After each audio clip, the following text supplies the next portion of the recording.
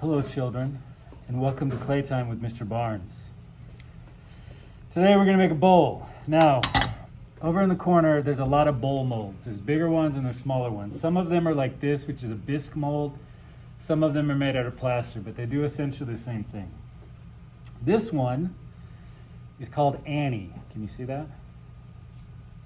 So if you wanted to make a set of bowls that would all stack together nicely, you would make sure that you always used Annie, okay?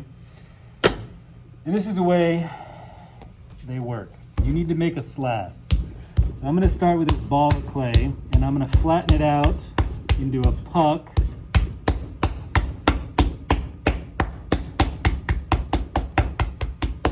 Okay, you can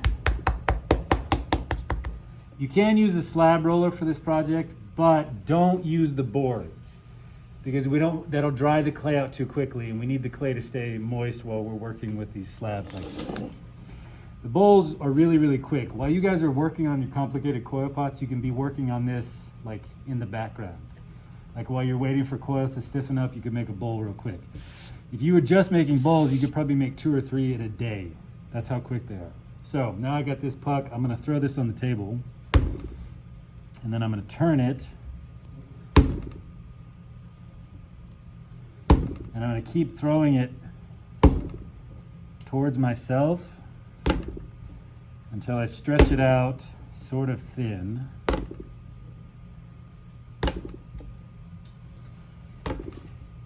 And I want to make sure that it's going to be plenty big for the mold that I'm using. It's a good idea to rib the surface of your slab for 2 reasons. 1, it makes a nice smooth surface, and 2, it compresses the clay and it makes it less likely to break. Now this is way too big for Annie, but that's fine. So what you're going to do, so see how I picked that up? I'm trying not to bend the clay until I'm ready to bend the clay. I need to bend it around this bowl mold, but I've got to do that carefully. So see how I've got these folds? That's no bueno, we don't want that. So it's kind of like putting fondant on a cake. You're going to lift it up and gently start patting around in a circle, and you're going to get the clay to fit onto the bowl without creating a fold or a crease. And once you get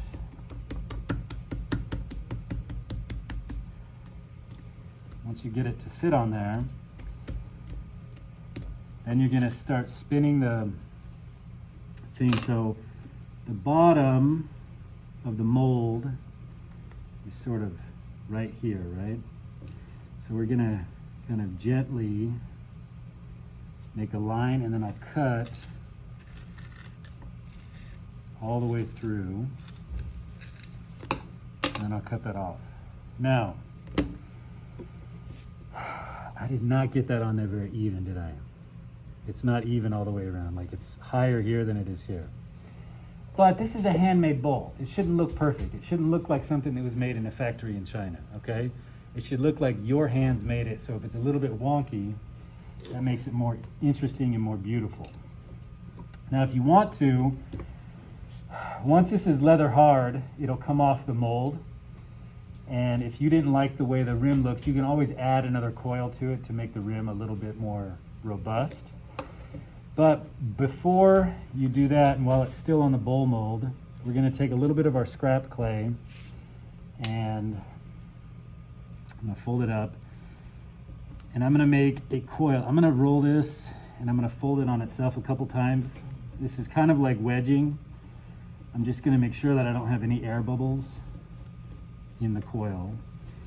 And I'm going to make a coil for the foot. This is just like when we made the pinch pots. So scratch a little circle on the bottom, and then scratch your coil, and then do a little water.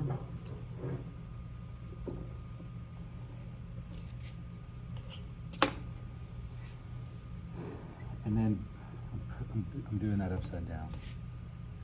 I'm gonna cut it that way. There we go. Now I'm doing all that. Okay, so I'm gonna push that down on there. I'm kind of pushing down as I go. I'm gonna overlap and pinch it off, and then just like with the pinch pot, it's up to you. Like if you like the way your finger marks look when you're welding this to the outside, that could be part of your design. If you don't like it, you can smooth it out. I would strongly recommend you weld both the inside of the foot and the outside. Okay. And if you want, you can take a board like this. See how that's looks crooked? I can kind of tap this and get it to be more level and straight. And then I might need to like scoop a little bit of that away, but I can do that later. Now at this point, I could hit this with a hairdryer and get it leather hard, and then it'll come off and it'll hold its shape. It's already kind of holding its shape because the bisqueware or the plaster will pull water out of the clay. So this is more or less holding its shape, but I would want it to be a little bit stiffer before I tried to take it off. The other thing that you can do, especially when you're rolling on these bowl molds like this, can you reach one of those little leaves behind you? Brady, in that vase up top, look up, up, up, up. The little weeds up there, you see them? Yeah, grab one, just break it off. Can you break it? Beautiful. This came from the Snake River in Idaho, but you could use any leaf or any flower. But if I put that on the side and then I take one of these rollers, I can kind of roll that into the side.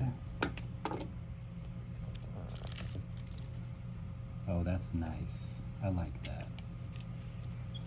A little bit of my childhood right here from the Snake River going into this pot. So let's get that one right there. Ooh, 3? I don't think we're gonna fit 3. We can fit those 2 though. But I've got 3 pieces on there. So I am ruining this weed, and I can't really get it out of there, right? But when I fire this, that'll all burn away, and then I can glaze it, and then I'll end up with something that looks kind of like this. My fingers are too, you can't even see that now, right? But these were little flowers and leaves that were rolled into the outside of this mug. Or you can wait until it's leather hard and then you can carve into the outside of it. I think I'm gonna keep this one. Okay, that's it. All right.